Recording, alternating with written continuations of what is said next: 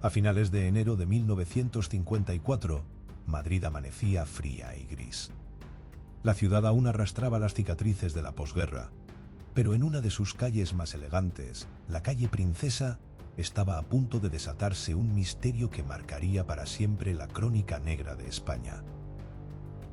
En el número 72 vivía Margarita Ruiz de Liori, marquesa, pintora, pianista, viajera, aventurera, y como se descubriría pronto, protagonista de un escándalo que haría correr ríos de tinta.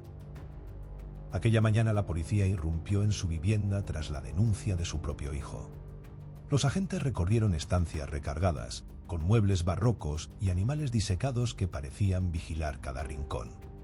Y entonces, entre todo aquel decorado extraño, apareció un objeto cotidiano convertido en reliquia macabra. Una lechera metálica que guardaba en su interior una mano humana amputada. La mano pertenecía a Margot, hija de Margarita, enferma de leucemia. El hallazgo estremeció a la opinión pública. No era un asesinato, como se demostraría después, sino una disección post-mortem. Pero la historia contenía todos los ingredientes del morbo: aristocracia, misterio, enfermedad y, sobre todo, un gesto incomprensible de una madre que decía querer conservar parte de su hija como si fuese una santa.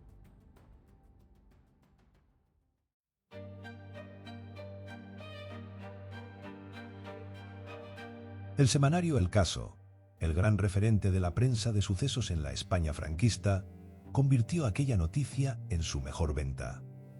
La censura prohibió mostrar la foto real de la mano flotando en la lechera, de modo que en portada apareció un título escrito a mano: El misterio de la mano cortada.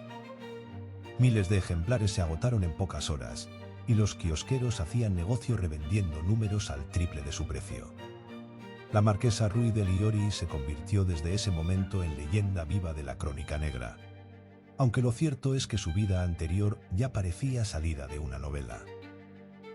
Nacida en el seno de la nobleza valenciana, Margarita Ruiz de Liori creció rodeada de privilegios. Estudió leyes y se convirtió en una de las primeras abogadas del país. También fue pintora premiada, pianista de renombre internacional y actriz ocasional. Sus conciertos la llevaron a Nueva York, Washington, México y La Habana. En una de esas giras, nada menos que Henry Ford le regaló un collar de perlas que acabaría retratado en The New York Times. Casada a los 17 años con Ricardo Shelley, de origen irlandés, tuvo 4 hijos a los que más tarde envió a un internado. Cuando su marido la abandonó por otra mujer, Margarita inició un periplo vital lleno de aventuras, contactos diplomáticos y misiones secretas. Durante los años 20, bajo el régimen de Primo de Rivera, Margarita fue enviada a Marruecos como corresponsal y al mismo tiempo como informante en la guerra del Rif.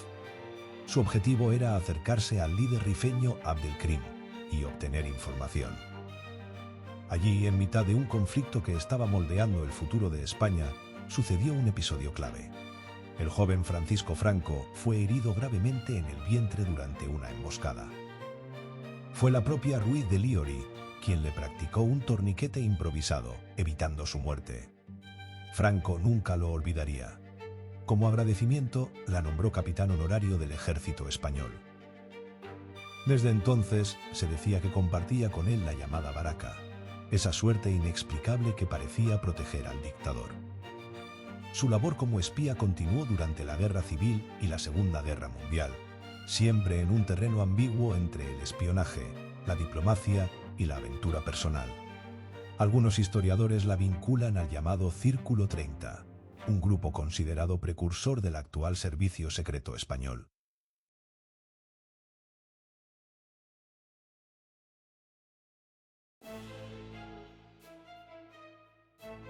La residencia de Margarita en Albacete era motivo constante de habladurías. Se decía que allí se reunían científicos alemanes tras la Segunda Guerra Mundial, quizá antiguos nazis con pasaportes falsos. Algunos vecinos aseguraban haber visto laboratorios improvisados, material médico y hasta experimentos con animales. El rumor más escabroso hablaba de la visita del doctor Josef Mengele, el médico de Auschwitz, aunque nunca existieron pruebas concluyentes.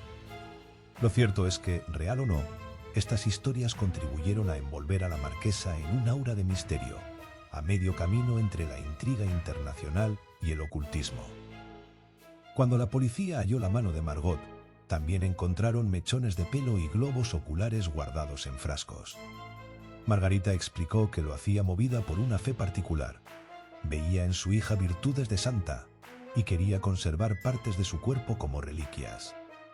Decía haberse inspirado en rituales africanos que había presenciado en sus viajes. El escándalo fue mayúsculo, pero las altas esferas movieron sus hilos. El régimen no estaba dispuesto a airear demasiado la historia de una mujer vinculada a Franco y a la nobleza. Así que, al confirmarse que la amputación fue posterior a la muerte, el caso quedó cerrado sin condenas de cárcel ni internamiento psiquiátrico. A pesar de su fama, Margarita Ruiz de Liory terminó sus días en la ruina. Vendió joyas y objetos de valor para sobrevivir. Algunos investigadores sostienen que guardaba un manuscrito autobiográfico en una caja fuerte, donde relataba secretos de políticos y militares que podían comprometer al poder. Ese supuesto tesoro nunca apareció. Murió lejos de los focos, en silencio, y fue enterrada en el cementerio de Albacete junto a Margot. Una tumba discreta para una mujer cuya vida estuvo marcada por el exceso, la aventura y el escándalo. El caso de la mano cortada sigue siendo uno de los episodios más recordados de nuestra historia criminal. No solo por el impacto del hallazgo, sino porque nos recuerda cómo, en la España del franquismo, los misterios podían ser enterrados tan rápido como aparecían. Y porque detrás de esa macabra lechera había una mujer que fue muchas cosas: aristócrata, artista, espía, madre y sobre todo un enigma aún por descifrar.